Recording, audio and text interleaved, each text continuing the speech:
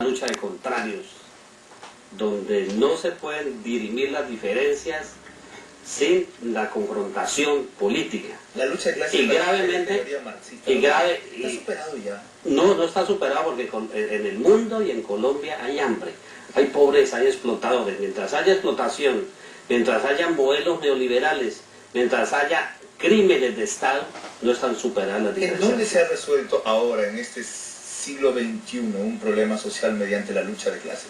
No, yo hablo de Colombia. Hablemos de Colombia, donde estamos luchando por ese objetivo, de conseguir que por fin se acabe la guerra cuando desaparezcan esos factores que han generado la confrontación. ¿Este será entonces el último país en donde el marxismo-leninismo pruebe que sus teorías son viables?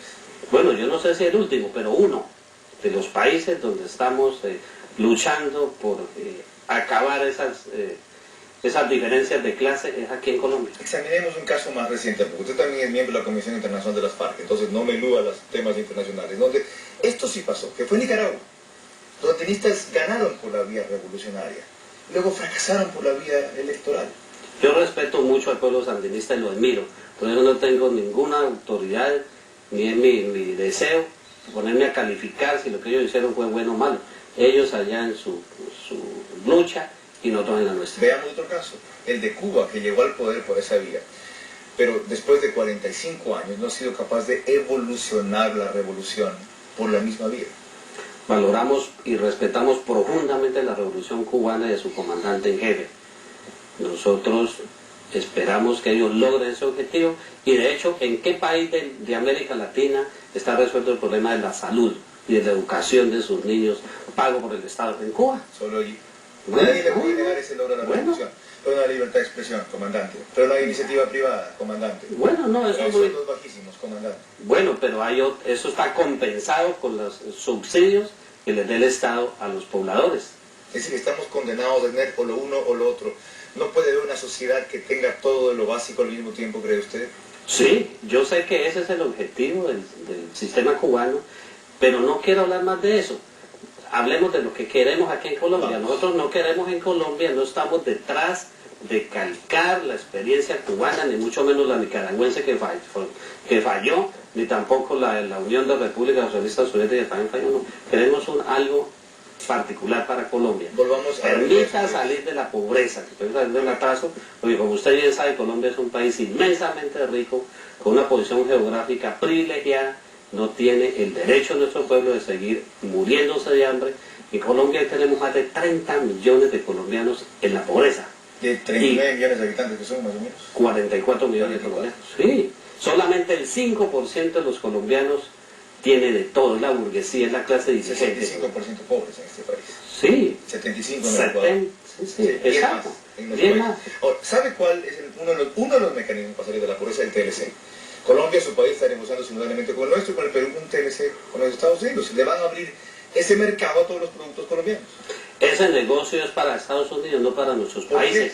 Porque nuestros países, por su grado de atraso, por ser parte del llamado tercer mundo, no tienen nada que negociar con los Estados Unidos. Ellos van a avalar allá lo que Estados Unidos les pide en esas llamadas negociaciones del TLC. Comandante, ¿es usted partidario de que terminada la negociación el tratado se someta a una consulta popular en Colombia a ver si lo quiere, lo ratifique el pueblo, no solo el gobierno? Eso sería lo ideal, que es cualquier negociación fuera avalado por los trabajadores, por la población, por la gente que sufre los efectos de estos tratados que benefician a los capitalistas, a los empresarios y particularmente a Estados Unidos. ¿No cree que tratados como estos son inescapables en este mundo globalizado de hoy, comandante? Y lo que tenemos es que ver cómo lo negociamos bien o menos mal, pero no cómo los eludimos. Son inescapables.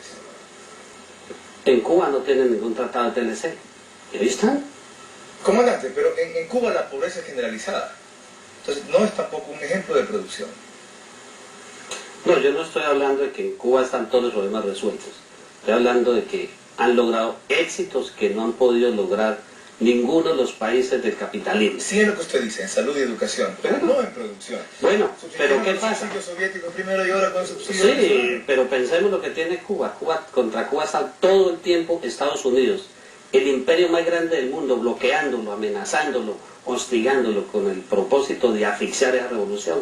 Todo eso hace que no puedan ellos desarrollar sus planes, pero además la situación geográfica de Cuba no tiene las posibilidades que tienen nuestros países, donde podemos aquí, en esta región, producir de todo, tenemos riqueza hidrográfica, aurífera, de todo. Otro fenómeno internacional es el de los migrantes. Empieza a ser también el ingreso de divisas de los migrantes colombianos un fuerte soporte para su economía. Lo es en el Ecuador, en este dato más que el petróleo. Yo le decía cerca de 1.500 millones de dólares de nuestro presupuesto, que es más o menos 7.500 al año. El petróleo produce 1.300, 200 menos. ¿Cómo ve usted ese fenómeno en Colombia? En Colombia está parecido a lo del Ecuador. Aquí también hay cantidad de colombianos que están en el exterior. ¿Por qué se van? Se van porque en Colombia... ¿Por la por la guerra civil? ¿Por qué se van? No, se van por distintas razones. Unos porque quieren estudiar allá, porque aquí en Colombia no hay las condiciones para estudiar, porque consideran que saliendo de Colombia van a resolver sus problemas. Otros se van porque realmente hay violencia, porque hay pobreza. ¿Por qué se van del país en vez de unirse a combatir con las FARC?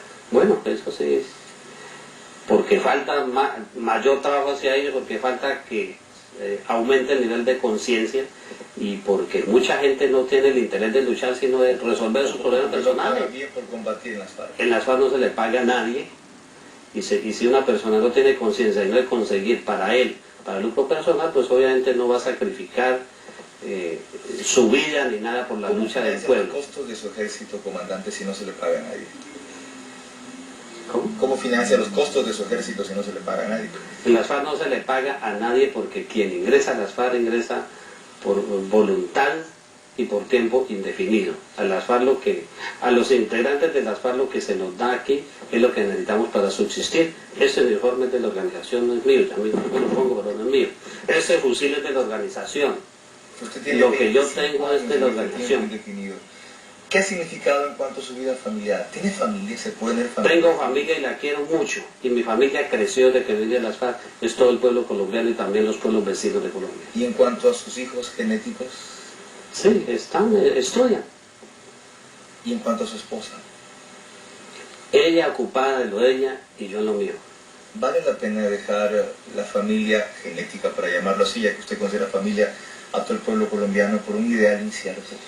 No, es muy cierto, es un ideal realizable, porque tiene que ver con el bienestar de los más necesitados, que son la mayoría en mi país. Comandante, si bien está muy lejos de las FARC de ser derrotada, están más lejos de ustedes de alcanzar el poder. Por eso le decía que es un ideal incierto. A la revolución no le pueden poner tiempos. Tiene que ver con la capacidad que se tenga para desarrollar la lucha, tiene que ver con la situación de pobreza en que vive la gente y la capacidad o incapacidad que tenga la clase gobernante para continuar en el poder. La revolución tiene esos líderes y relevos. ¿Usted será el de tiro fijo cuando él parta? No, yo no sé, eso lo decide